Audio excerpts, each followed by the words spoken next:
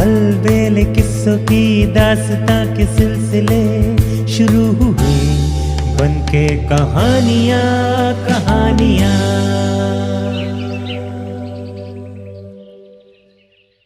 आइए सुनते हैं आज की कहानी, वास्तव में दोषी कौन। एक समय की बात है, काशी नगरी में प्रताप मुकुट नामक राजा राज करता था। वो महल में अपनी रानी महादेवी तथा पुत्र ब्रजमुकुट के साथ रहता था।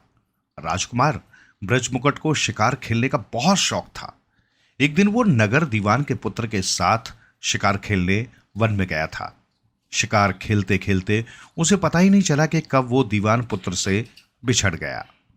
घने जंगल में पहुंचकर उसे एक तालाब दिखाई दिया। वो तालाब काफी आकर्षक था। तरह तरह के पक्षी वहां पर चहक रहे थे।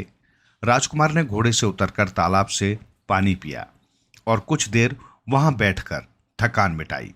पास ही उसे एक मंदिर भी दिखाई दिया। उसने उस मंदिर में जाकर पूजा अर्चना की। जब कुछ समय बीत गया तो राजकुमार ने सोचा, अब वापस चलना चाहिए। वो अपने घोड़े की तरफ चल दिया। तभी उसे कुछ स्त्रियों की आवाजें सुनाई दी।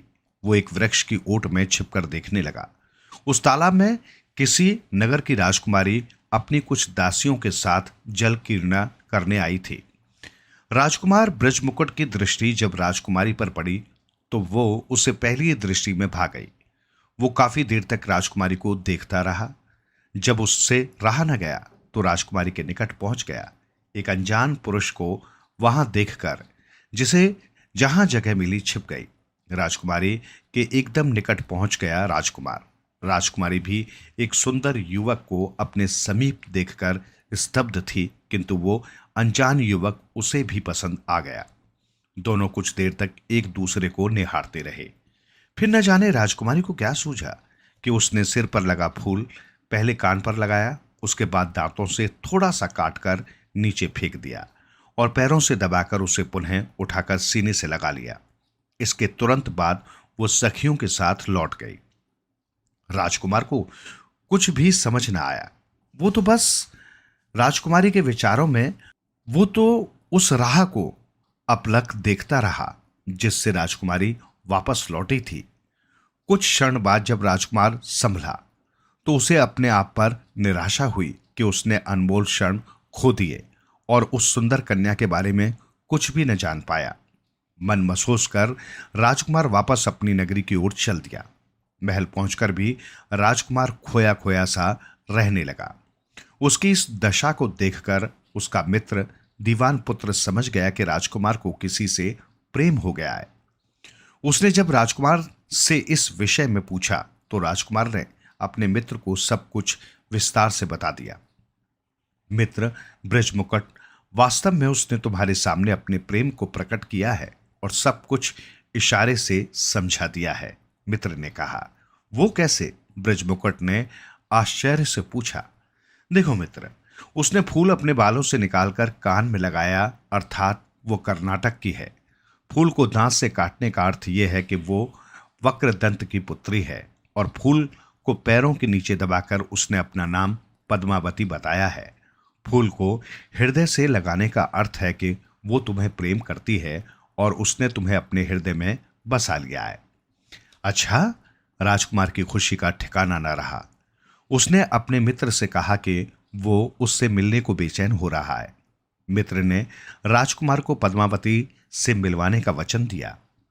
अगले दिन वे दोनों राजकुमारी की तलाश में कर्नाटक की ओर चल दिए। कुछ दिनों के बाद वे दोनों वहां पहुंच गए। उन्हें ये तो पता ही था कि पद्मावती इस राज्य की राजकुमारी है और राजमहल में ही मिलेगी, पर समस्या ये थी कि राजमहल में पहुंचा कैसे जाए। अगले दिन प्रातः जब वे दोनों राजमहल के बाहर से गुजरे तो पास ही एक छोटी सी कुटिया दिखाई दी।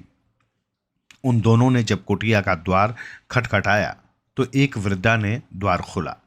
द्वार पर दो नव युवकों को देखकर उस वृद्धा ने पूछा, कहो बेटे, क्या काम है? माताजी, हम व्यापारी हैं और इस राज्य में व्यापार करने आए हैं। 1-2 दिन में हमारा सामान भी आ जाएगा। हम ये जानना चाहते हैं कि यहाँ पर कहीं रात गुजारने की व्यवस्था हो सकती है। दीवान पुत्र ने कहा, बेटा, तुम दोनों मुझे भले आदमी लगते हो। तुम जब तक चाहो यहां ठहर सकते हो, वृद्धा ने उत्तर दिया। दोनों ने वृद्धा का आभार प्रकट किया और कुटिया में प्रवेश कर गए।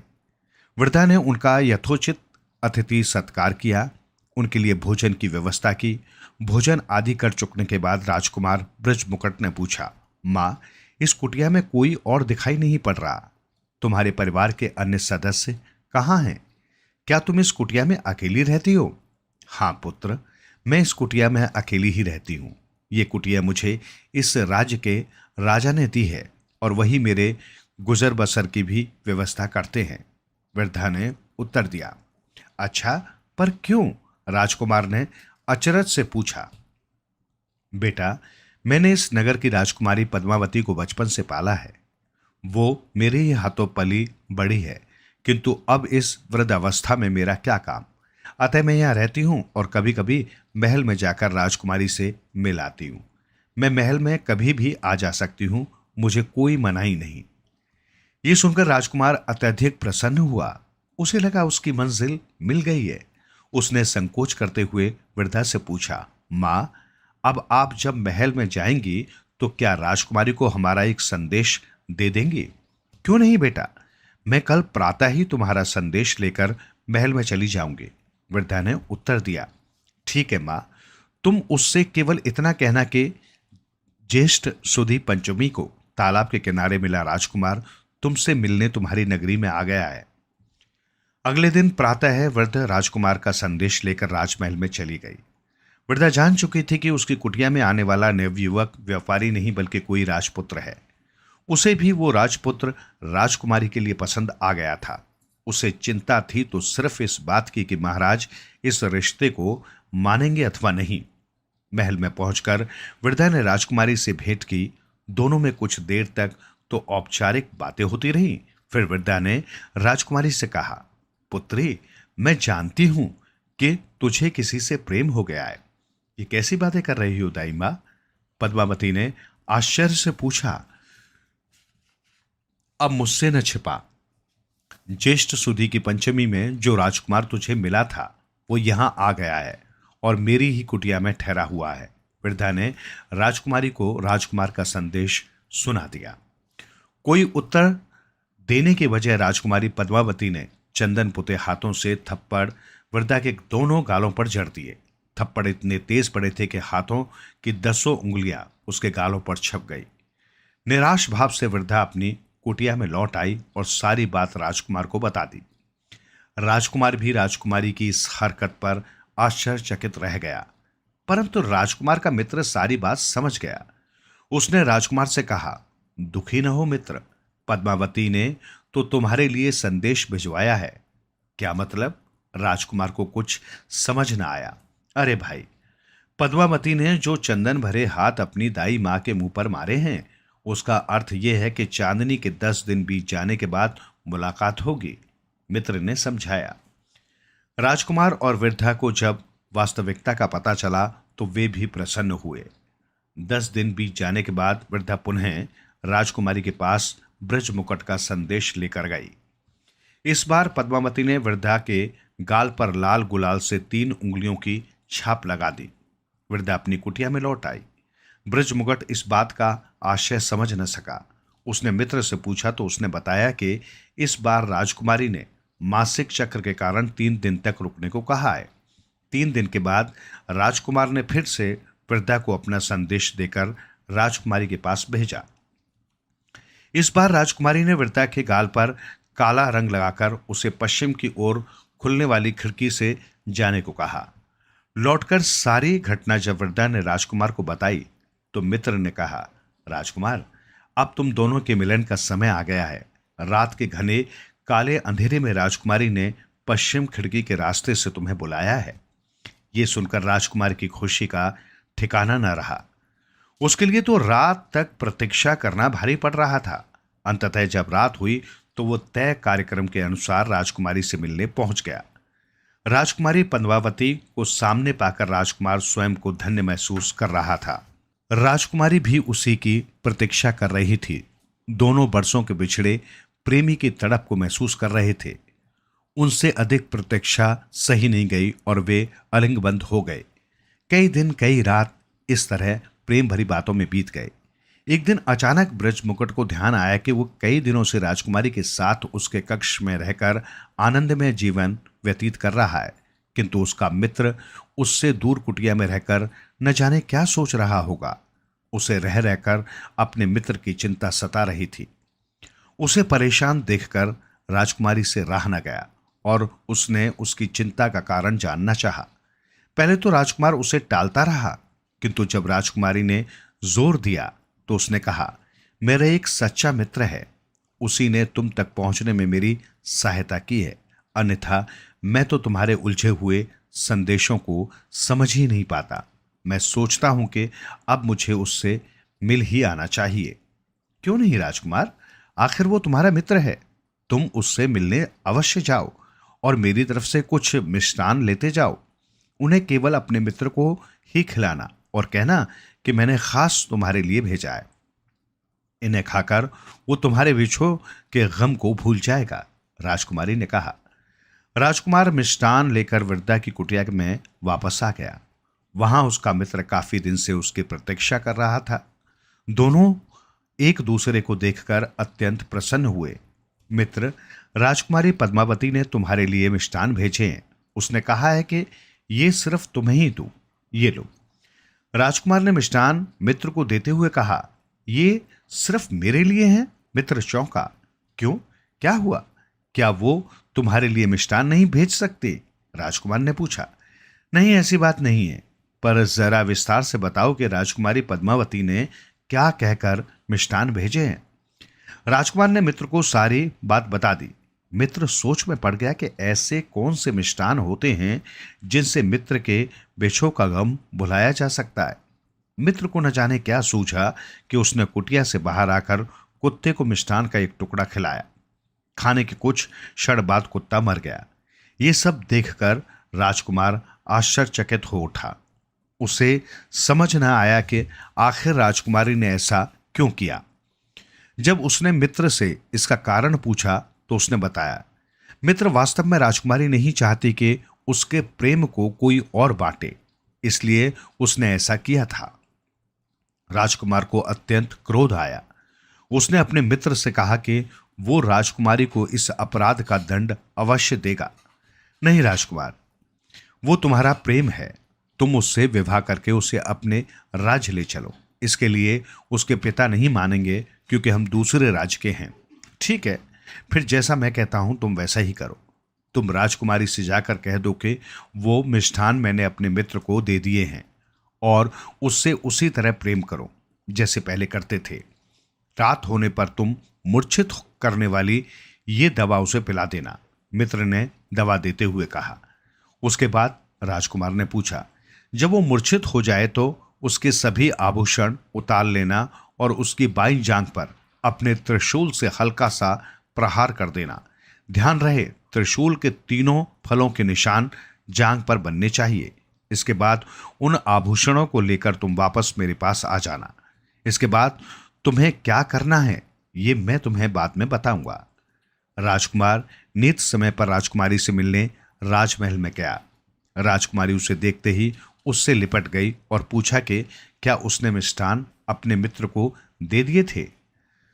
राजकुमार ने ठीक वैसा ही बताया जैसा उसके मित्र ने समझाया था।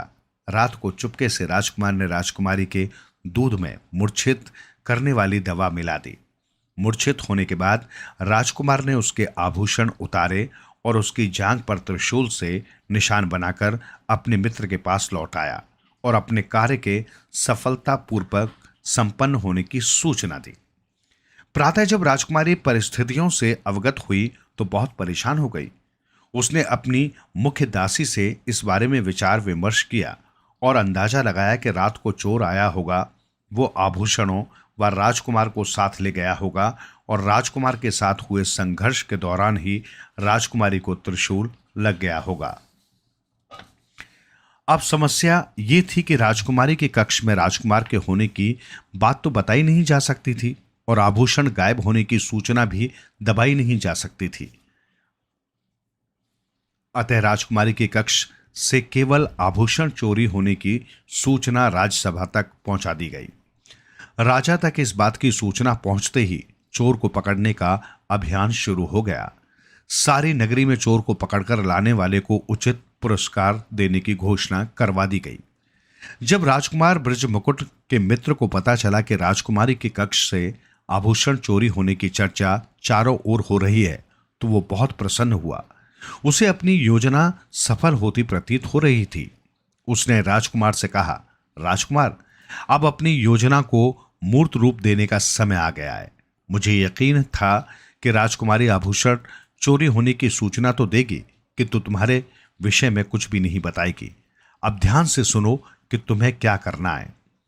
तुम एक साधु का भेष धारण करके ये आभूषण लेकर शहर के प्रसिद्ध जौहरी के पास जाओ और उससे पूछो कि आभूषण असली हैं या नकली।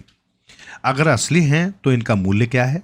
यदि वो तुमसे कोई प्रश्न करे तो केवल इतना ही कहना कि ये आभूषण तुम्हारे गुरु ने दिए हैं और उन्हीं की आज्ञा से तुम्हारे पास आया हूं। राजकुमार ने वैसा ही किया और साधु का भेष धारण कर नगर के प्रसिद्ध जौहरी के पास जा पहुंचा। राजकुमार ने जैसे ही आभूषण दिखाए, जौहरी चौंक उठा। उसने साधु से पूछा, ये आभूषण आपके पास कहां से आए महाराज? मेरे गुरु ने दिए हैं और उन्होंने ही मुझे आपके पास भेजा है। आप ये बताएं कि ये असली हैं या नकली। राजकुमार ने कहा, 100% असली आभूषण हैं और बहुत कीमती भी। क्या तुम इन्हें बेचना चाहते हो? जी नहीं, हम साधु संत माया लोभ में नहीं पड़ते, राजकुमार ने उत्तर दिया। जौहरी ने राजकुमार को बातों में उलझाए रखा और चुपके से पहरेदारों को बुलवा लिया। पहरेदारों ने राजकुमार को पकड़ लिया और सीधे राजमहल में ले जाकर राजा के सामने पेश कर दिया। ये आभूषण तुम्हारे पास कहां से आए? राजा ने पूछा। जी महाराज, ये तो मेरे गुरु ही बता सकते हैं। उन्होंने ही मुझे जौहरी के पास भेजा था, राजकुमार ने उत्तर दिया। राजा ने साधु बने राजकुमार के गुरु को बुलवाने का हुक्म दिया। कुछ ही देर में राजकुमार का मित्र गुरु के रूप में दरबार में हाजिर था। राजा ने उससे आभूषण के बारे में पूछा कि तो उसने कहा, महाराज, मैं सब कुछ सच सच बता दूंगा, मगर आप भी वादा करें कि दोषी को दंड अवश्य देंगे। आप चिंता न करें महात्मा, निर्भय होकर सारी बात बताएं। जो भी कसूरवार होगा उसे दंड अवश्य मिलेगा। राजा ने कहा, महाराज, हम लोग साधु संत हैं और जंगल में तप साधना करते हैं। कल रात भी मैं अपने शिष्य के साथ साधना में लीन था कि तभी एक सुंदर कन्या आई और मेरे शिष्य को अपने मोह जाल में लुभाने का प्रयत्न करने लगी। उसने अपने आभूषण भी मेरे शिष्य को सौंप दिए, किंतु मेरा शिष्य उसके जाल में न फंसा। जब वो जबरदस्ती करने लगी तो मैंने अपने त्रिशूल से उस पर वार कर दिया, जो उसकी दाईं जांघ पर लगा।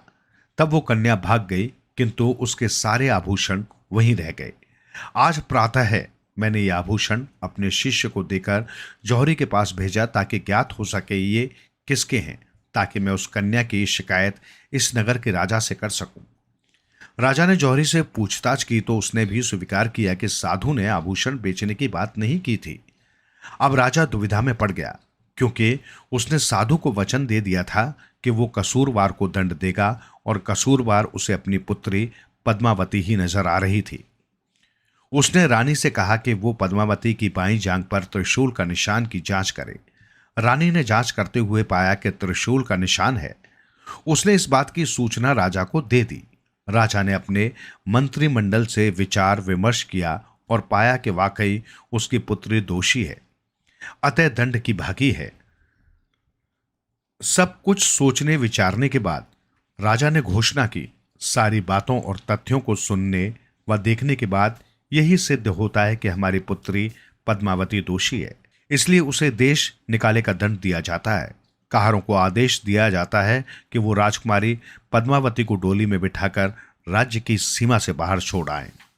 राजा के आदेश का पालन हुआ और राजकुमारी पद्मावती को राज्य की सीमा के बाहर छोड़ दिया गया।